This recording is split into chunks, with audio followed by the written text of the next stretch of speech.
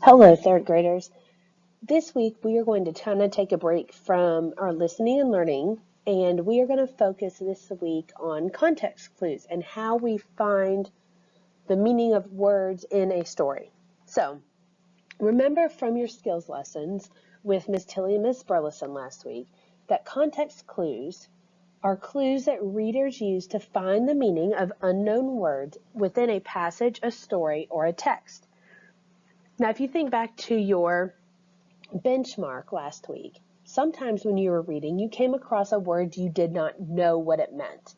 You might have been able to read it, but you might not have understood the meaning of it. So this week, we're going to learn how to figure out the meaning of those words. And when we figure out the meaning of those words, then it helps us figure out and better understand the entire story. One thing we want to make sure we are not doing is just reading the story and skipping over those words we don't know, because that could affect our understanding of what's happening in the story. Okay, so let's first talk about the 4 steps to finding the meaning of unknown words within a sentence. Step 1 is to first read the sentence and underline the unknown word. Second, next, think about what is happening in the sentence. Then find other words that may explain the meaning of that unknown word. And then 4, finally try out different words in the sentence to see if they make sense. And we're going to practice all of those steps today and over the next couple of days. Now, in the story, in the passage, maybe it's in the same sentence as the word you don't know, or maybe it's the sentence before or the sentence after. There are always clues to look for to help you figure out the meaning of that new word. So some clues to look for in the passage. Sometimes the punctuation, commas, periods, exclamation points, those kinds of things can help you determine the meaning of a word. Synonyms, or it might give you a word that means the same as that unknown word. Same thing with antonyms. It might give you a word that means the opposite of that new word you're trying to figure out. And then a lot of times there are helping words or examples. That happens a lot, especially in third grade text. It'll give you an example of what it's trying to get across to you. Now, sometimes the author's really nice and they actually give us a definition to that unknown word. Then sometimes we have to use pictures to help us figure it out, or keywords, or there are other words that we know to help us figure out that word we don't know. Okay, so let's do some practice. We're going to kind of play a little bit of a game, but it's also going to help us better understand these context clue strategies.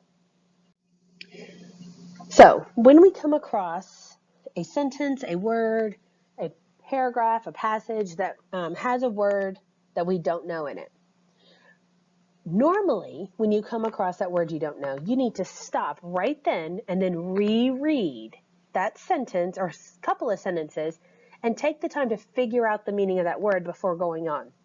So in this sentence, it says, Sarah was my biggest foe because she was a bully to my friends and I.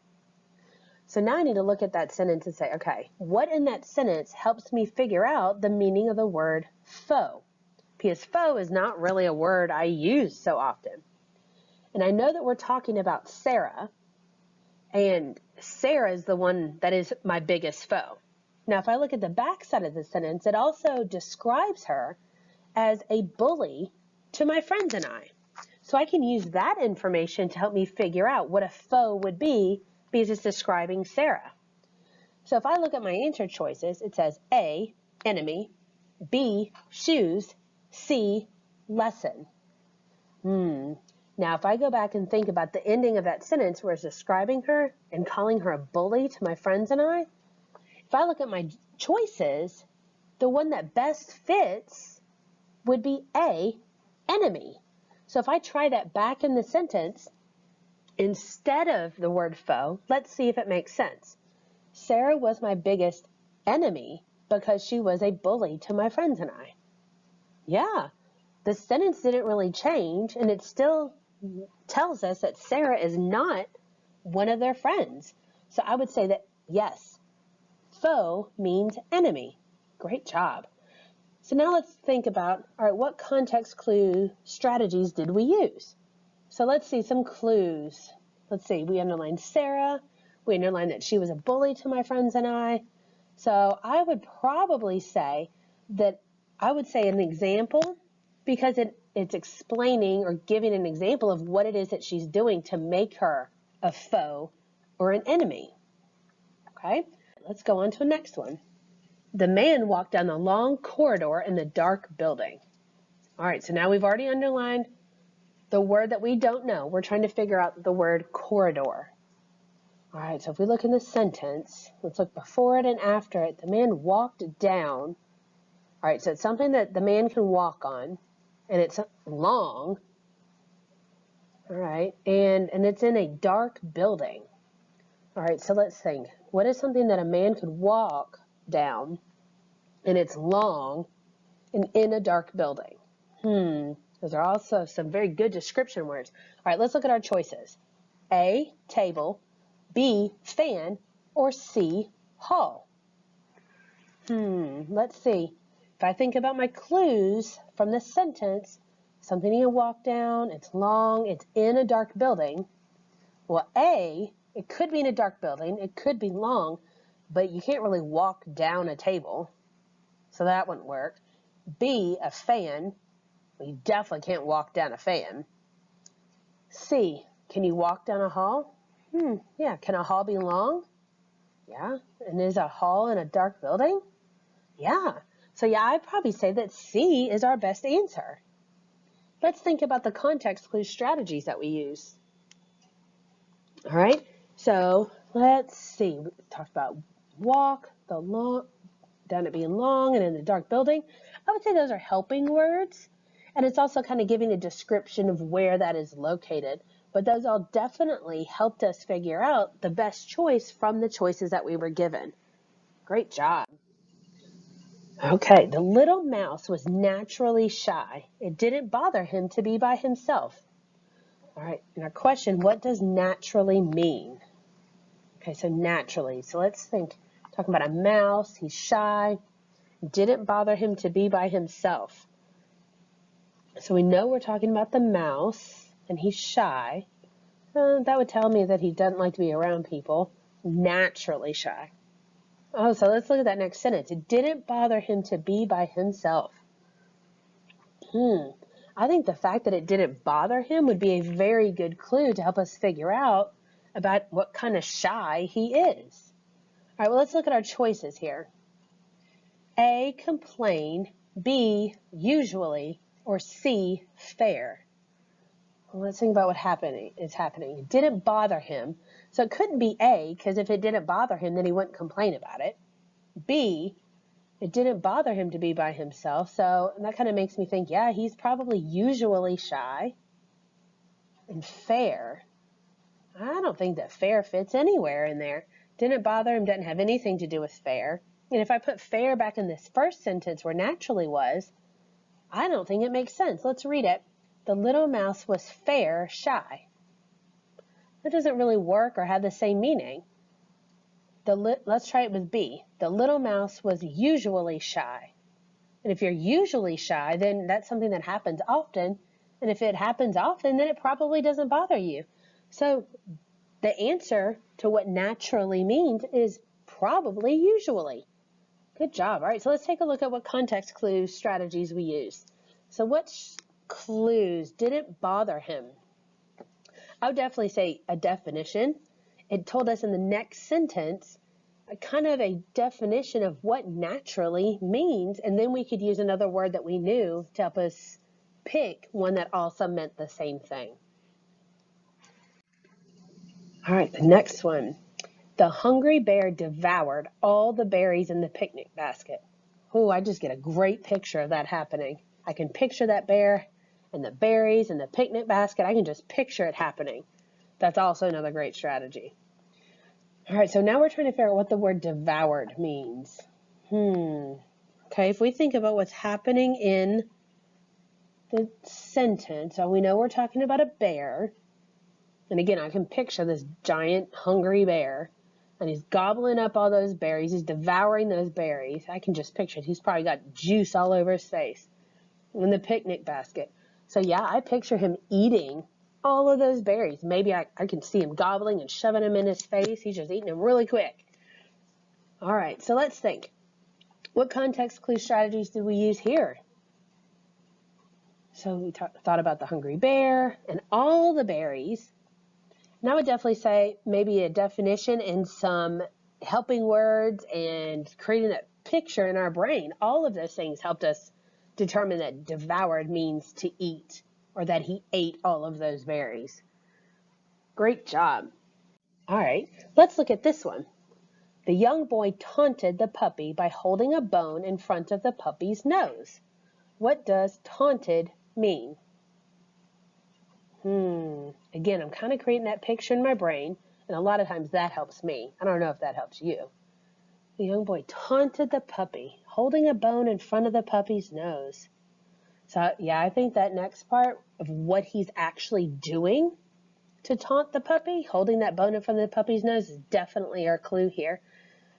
So, if he's holding it in front of his nose, let's see, let's look at our choices. A, sneezed, B, colored, C, teased, or D, flipped. All right, so the young boy sneezed the puppy. And I don't think that sneezing the puppy would happen if you're holding the bone in front of his nose. Colored the puppy. That doesn't really make sense with holding the bone in front of the puppy's nose. If he teased the puppy by holding the bone in front of the puppy's nose. Ooh, that might work. That might work. All right, let's see D. D, flipped. The young boy flipped the puppy by holding the bone in front of the puppy's nose. There isn't any actions in the second part of that sentence that makes me think that the puppy got flipped by the boy. So I think our best answer is C, that he's teasing the boy by holding it in front of his nose, and I can picture him like every time the puppy tries to take it, he moves the bone away so the puppy can't get to it. All right, so now let's think about what context clue strategies we use to help us figure that out. The puppy holding it in front of his nose, and again, I told you, picturing this sentence happening in my brain, creating that image, definitely helped me figure out what was going on here. But definitely some pictures and examples were helping figure out this meaning of this word. Sorry.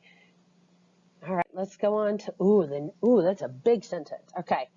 Projectiles include those items that are shot forward, such as a cannon shell, a bullet, or a rocket. Projectiles include those items that are shot forward, such as a cannon shell, a bullet, or a rocket. So what does projectiles mean? Oh, and there's definitely a clue because it tells us what examples are. Such as is definitely a clue that it's getting ready to tell us examples of whatever it was describing. So things such as a cannon shell, a bullet, or a rocket. And then the beginning part are things that are shot forward. Include those items that are shot forward, such as a cannon shell, a bullet, or a rocket. So if I look back at our choices, what does projectiles mean? A, things put down. B, things shot forward. C, things hurt. Or D, things broken. So I definitely think our best answer is B, especially since it told us exactly in the text, include those items that are shot forward. So our context clue strategies in this case, we definitely used the definition because it actually gave it to us in the second part of that sentence, right after the word. And it also gave us examples of things that would be projectiles. A sleuth, such as Cam Jensen, can be very helpful in solving crimes. What does the word sleuth mean? I want you to try to figure out this one on your own. Now, I might think of using this example, such as, and we just talked about it before, that when it gives us those words, such as, it's getting ready to give us an example of that word. So in this case, a sleuth, such as Cam Jensen. Now, I'm picturing her books, Cam Jensen books, and what she does in those books. And then it also gives us an example or a definition are telling what a sleuth does because they're helpful in solving crimes. So then I look at my choices and it says A, a senior citizen, B, a man, C, a pilot, or D, a detective. So what is a sleuth? And because it gave us an example of Cam Jensen and it's somebody that's helpful in solving crimes, we know that our best answer is D, detective. So what context clue strategies did we use to help us figure this out? Well, just like last time, definitely an example, and it gave us a definition. A sleuth is someone who solves crimes. Very good. All right, let's look at this one. The strawberries were bright scarlet in the middle of green leaves. What does scarlet mean? Now, I don't know about you, but I read about strawberries and I immediately pictured that strawberry in my head. Bright scarlet in the middle of green leaves. What do you think scarlet means? Yes, great job. We can use the clue of middle of the green leaves because it's describing it. And I know that a strawberry comes with green leaves attached to it and it grows on a green plant, but also that strawberries are red. So scarlet must mean A, red. What context clue strategies did we use here? We definitely used an example because it gave us an example of what it was we were talking about, and then it also described what the rest of it looked like to help us figure out that word we did not know.